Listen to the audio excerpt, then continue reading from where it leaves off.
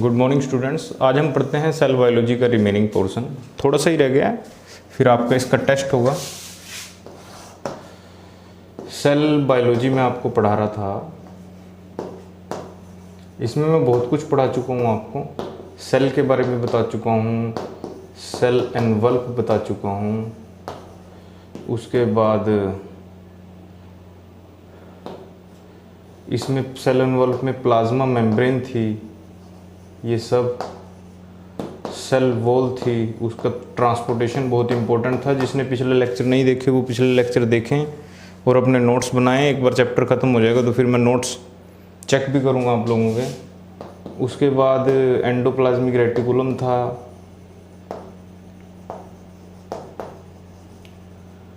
Golgi body था, lysosome,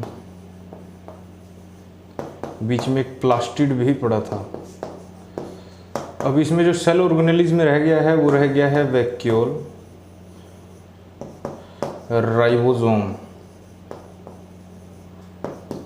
nucleus है बहुत इंपॉर्टेंट, और अंत में है cell division.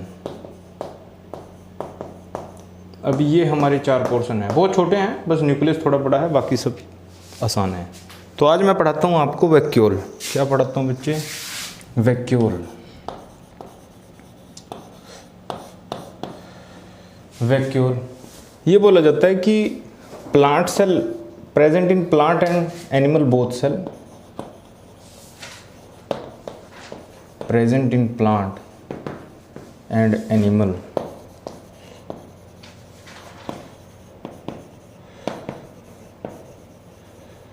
both types of cell, and vacuole in plant cell are very large, बहुत बड़े होते हैं वैक्यूल प्लांट सेल के अंदर, and very small in animal cell, animal cell में बहुत छोटे होते हैं। अच्छा जी, बस आप ये समझ लीजिए कि वैक्यूल कुछ नहीं, खाली जगह जो होती है, मतलब हमारे घर में मतलब अभी कॉन्सेप्ट समझ में आएगा आपको, फिर पता चलेगा। Very small in animal cell. उसके बाद आप समझ लीजिए कि सिंगल मेम्ब्रेन स्ट्रक्चर हैं, सिंगल मेम्ब्रेन स्ट्रक्चर हैं, और उस सिंगल मेम्ब्रेन का नाम है, उसका नाम है टोनोप्लास्ट। याद रखें, पेपर में आएगा। क्या नाम है भाई उसका? टोनोप्लास्ट। सिंगल मेम्ब्रेन स्ट्रक्चर और उसका नाम है टोनोप्लास्ट। उसके बाद वैक्यूल maintain the turgidity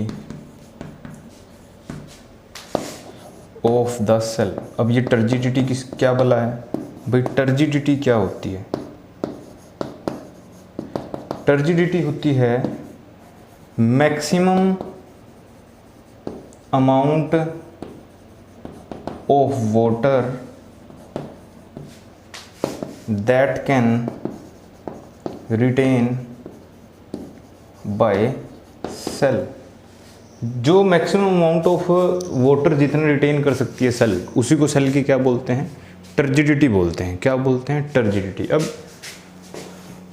अब मैंने आपको पढ़ाया था ओस्मोसिस में। क्या पढ़ाया था बेटे? ओस्मोसिस में एक पार्ट पढ़ाया था एंडोस्मोसिस।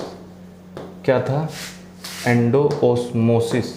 एंडोस्मोसिस का मतलब है water enter into cell through cell membrane। Cell membrane के थ्रू क्या जाना? वाटर का एंटर होना।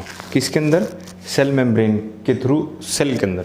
अब मान लो मैंने प्योर वाटर में, ये एक अमीबा था, इसको प्योर वाटर में रख दिया मैंने। अब ये क्या हो जाएगा? इसका साइज बड़ा हो जाएगा, एंडोस्मोसिस हो जाएगी इसमें, इसका साइज परफेक्ट हो जाएगा। मतलब स्फेरिकल शेप का हो जाएगा, यानी कि पानी इसके अंदर जाएगा। बट आप समझ रहे हो, एक वक्त ऐसा आएगा कि पानी को अंदर ले जाना बंद कर देगा, यानी कि maximum holding capacity of the water holding capacity maximum, कि कितना पानी इसके अंदर जा सकता है, उसके बाद इसमें पानी अंदर नहीं जाएगा।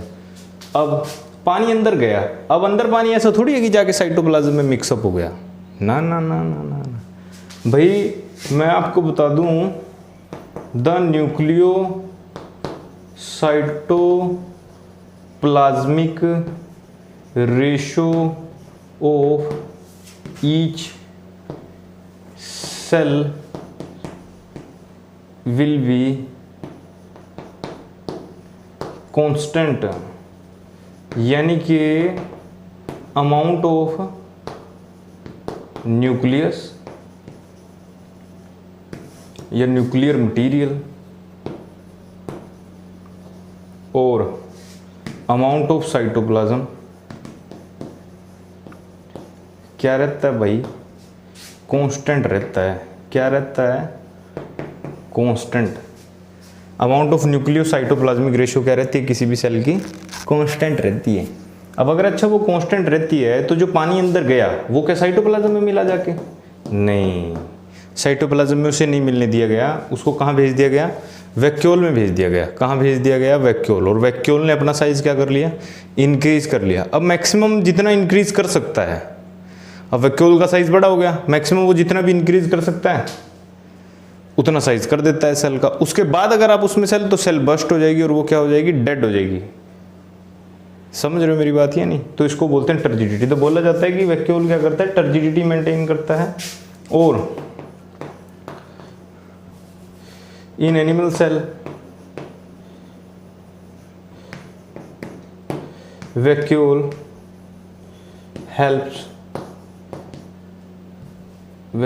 हेल्प्स इन एक्सक्रीशन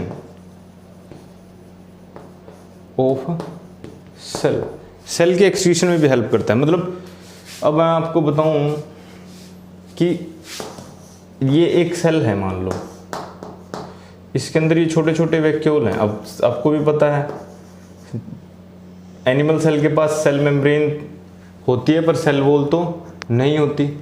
अब जो भी वेस्ट मटेरियल है, मान लो प्रोटीन बनाते हुए जो राइबोसोम ने कुछ गलत सलत तरह के प्रोटीन बना दिए, जो साइटोप्लाज्म में मिलेंगे तो भी साइटोप्लाज्म की डेंसिटी को बढ़ा देंगे, या फिर कहीं भी रखे जाएंगे तो वो वहाँ पे नुकसान करेंगे। तो ऐसी चीज़ों को कहाँ भेज दिया जाता है, वैक्यूल में भेज दिया जाता है। कहाँ भेज दिया जाता है, वैक्यूल में भेज दिया जाता है। वैक्यूल होते हैं मूवेबल साइटोप्लाज्म के अंदर। तो दैट मीन्स कि जैसे ही ये वैक्यूल इस सेल मेम्ब्रेन के पास आता है तो इसकी इस मेम्ब्रेन से ये सब्सटेंस को बाहर निकाल देता है। ये क्या है, वेस्ट थिंग। तो ऐसे वैक्यूल एक्सक्रीशन का काम भी करता है एनिमल सेल के लिए। अच्छा, प्लांट सेल में एक्सक्रीशन की जरूरत होती नहीं, उसमें इतना 99 मतलब 90% जो पोर्शन होता है सेल का वो किसने कवर किया होता है, वैक्यूल ने। तो उसको भरा नहीं जा सकता है, जितनी लाइफ होती है सेल की शायद उस पूरी लाइफ में वो नहीं भरा जाता है। इस वजह से वो हार्ड होते हैं और एक्सक्रीशन करते नहीं है वो इतना ज़्यादा, जो भी बनता है प्रोटीन वगैरह की हेल्प से।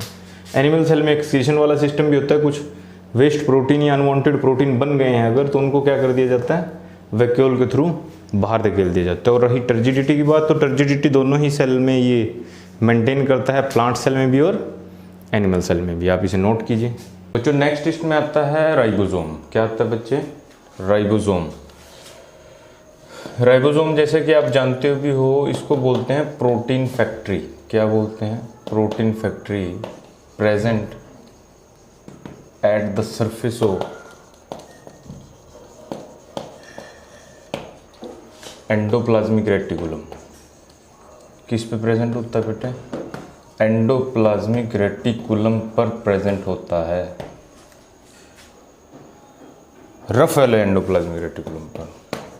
ये बताया है शायद आपको मैंने, रफ एंडोप्लाज्मिक रेटिकुलम जब बताया है। जो राइबोसोम होता है हैज़ 2 सब यूनिट्स। क्या होती हैं इसके पास, 2 सब यूनिट्स होती हैं। यानी कि 2 सब यूनिट्स होती हैं, एक तो छोटी होती है और एक बड़ी होती है, ऐसे होता है ये, समझ रहे हो मेरी बात। और दो तरह के राइबोसोम होते हैं, राइबोसोम जो होते हैं आर ऑफ टू टाइप्स, एक होते हैं 70S और एक होते हैं 80S। जो 70S होते हैं प्रेजेंट इन प्रोकारियोट, प्रोकारियोट्स में प्रेजेंट होते हैं, प्रेजेंट इन माइटोकॉन्ड्रिया में भी प्रेजेंट होते हैं। भाई माइटोकॉन्ड्रिया भी तो बोला था मैंने सेमी ऑटोनोमस ऑर्गेनली है, तो सेमी ऑटोनोमस का मतलब है कि खुद के प्रोटीन खुद सिंथेसाइज करता है, और जहाँ पे प्रोटीन सिंथेसाइज होता है वहाँ पे राइबोसोम का होना तो लाजमी है। प्लास्टिड में भी प्रेजेंट होते हैं, इन सब में 70S वाले होते हैं। ये प्रेजेंट होते हैं present at the surface of rough ER। किस पे प्रेजेंट होते हैं बेटे? रफ ER, मतलब कि रफ एंडोप्लाज्मिक रेटिकुलम पे प्रेजेंट होते हैं। बात समझ में आई या नहीं? अच्छा, और बताता हूँ, जैसे मैं आपको बता दूँ, ये मैंने स्ट्रक्चर बनाया है इसका, तो प्रोटीन जो बना होता है, प्रोटीन में बना होता है वो प्रोटीन, ये नाइट्रोजन, हाइड्रोजन, ऑक्सीजन, इन सब से मिलके बने होते हैं ये प्रोटीन। तो ये छोटे छोटे एलिमेंट्स हैं जिनकी चेन बना के यहाँ से इकट्ठे किए जाते हैं। इन सबको यहाँ से एक एक मॉलिक्यूल को इकट्ठा किया जाता है, RNA DNA वगैरह बना के यहाँ से इकट्ठा करके इसको चेन बना के निकाल दिया जाता है, मतलब एक पूरा बड़ा मॉलिक्यूल बना के निकाल दिया जाता है प्रोटीन का। तो कई बार बोलेगा आपसे, ऐसे ऐसे क्वेश्चन पूछेगा कि अगर गोल्गी बॉडी सेल में ना रहे तो सेल पे क्या फ़र्क पड़ेगा, या फिर अगर लाइजोसोम सेल में ना रहे तो सेल पे क्या फ़र्क पड़ेगा। तो मैंने आपको हर ऑर्गेनली का फंक्शन बता दिया, और अगर वो ऑर्गेनली डिसअपीयर हो जाती है तो सबसे ज़्यादा उस फंक्शन पे फ़र्क पड़ेगा। क्वेश्चन आया था, एक बच्चे पूछ रहे थे मेरे से कि अगर गोल्गी बॉडी सेल में ना रही तो क्या फ़र्क पड़ेगा। भाई गोल्गी बॉडी क्या करते हैं, जो राइबोसोम प्रोटीन बनाता है ये वाला थ्रेड फॉर्म में, गोल्गी बॉडी इसको क्या करता है, स्टोर करता है। क्या करता है? स्टोर। अब छोटी सी बात है, सोच के देखो, अप्लाई करो कि अगर गोल्गी बॉडी सेल के अंदर ना रहे तो क्या होगा। तो विजली सी बात है, ये क्या करेगा, ये साइटोप्लाज्म में मिल जाएगा प्रोटीन, क्योंकि अभी ये स्टोर नहीं हो रहा है। जब ये साइटोप्लाज्म में मिल जाएगा तो साइटोप्लाज्म की डेंसिटी को क्या कर देगा, इंक्रीज कर देगा, जिसकी वजह से न्यूक्लियोसाइटोप्लाज्मिक रेशियो क्या हो जाएगी, वेरिएबल हो जाएगी, मतलब बदल जाएगी, और जो कि बदलनी नहीं चाहिए किसी भी कीमत पे। अगर वो बदल गई है, साइटोप्लाज्म की डेंसिटी ज़्यादा हो जाएगी, और एक वक्त ऐसा आ जाएगा कि सैचुरेटेड कंडीशन में पहुंच के सेल क्या हो जाएगी, डेड हो जाएगी। तो गोल्गी बॉडी भी देखो सेल के लिए कितना ज़रूरी है। तो ऐसे ऐसे क्वेश्चन पूछे जाते हैं। फिर भी आप एक विजन बना के चलें कि दो तरह के राइबोसोम होते हैं हमारी सेल के अंदर, 70S और 80S। कुछ ऑर्गेनली होती हैं जिनके पास अपने ऑलरेडी राइबोसोम होते हैं, जैसे कि माइटोकॉन्ड्रिया और प्लास्टिड। इनमें कैसे किस टाइप के राइबोसोम होते हैं, 70S। कई किताबों वालों ने राइबोसोम को लिखा है organelle with in the organelle, ऐसा बोला जाता है कि एक सेल की ऑर्गेनली जो किसी दूसरी सेल ऑर्गेनली के अंदर है, दैट इज द राइबोसोम। क्या याद रहेगा आपके, सबका फंक्शन आप समझ लोगे। अच्छा जी, इसके बाद आता है बेटे एक छोटा सा टॉपिक, सेंट्रियोल। क्या आता है जी, सेंट्रियोल। सेंट्रियोल क्या करता है, helps in cell division of the cell.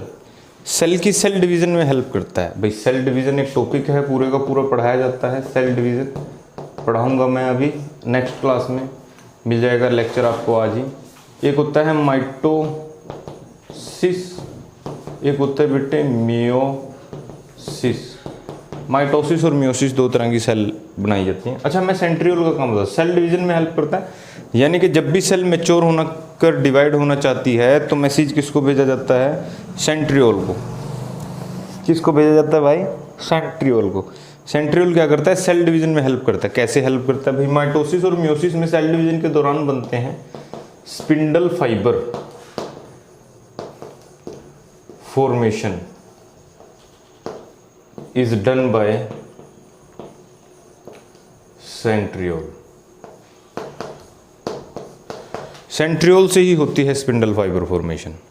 Spindle fibre formation centriole करता है और उस स्पिंडल, अब ये आपको जब सेल डिवीजन पढ़ाऊंगा तब जाके ज़्यादा समझ में आएगा कि स्पिंडल फाइबर क्या होते हैं।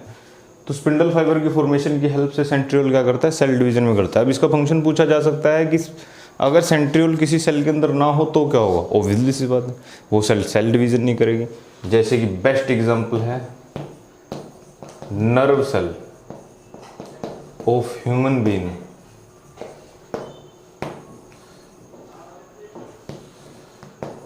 Do not replicate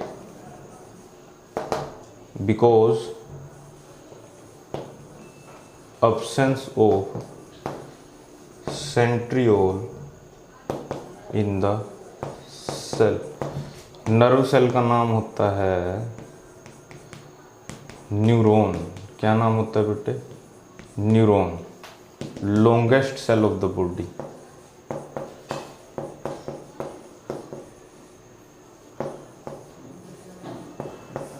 longest cell of the body. तो भाई साहब मैंने आपको बताया राइबोसोम, जो कि एक प्रोटीन फैक्ट्री बोला जाता है या फिर बोला जाता है organelle with in the organelle. दो तरह के राइबोसोम होते हैं, 70S और 80S। स्ट्रक्चर कैसा होता है, ऐसा होता है, एक स्मॉल यूनिट होती है और एक बिग यूनिट होती है।